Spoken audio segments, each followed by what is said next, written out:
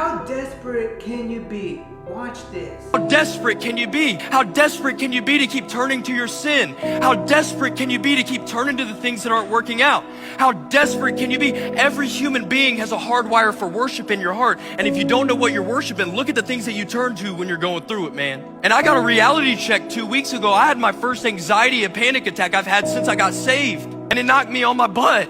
I was in my room, I slept late, I didn't even wake up till 3 p.m., I didn't even get out of bed till 7 p.m., and the shame I felt, the guilt I felt. That's what the devil does, man. He knows your name, but he calls you by your sin. He knows your junk. He knows who you are, but he calls you by your sin. He says, oh, you're this, you're that mistake you made 3 years ago. Oh, you're that decision that you made last night. And so all I'm hearing is this shame and guilt in my brain.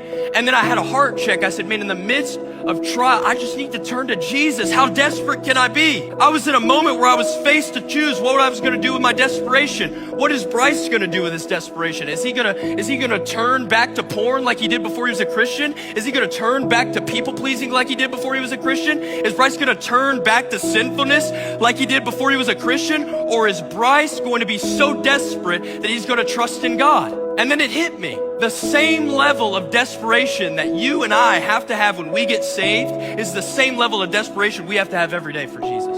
Hallelujah, that was so good. And if you love Jesus and want to see more amazing videos like this, subscribe, follow right now, type I love Jesus in the comments.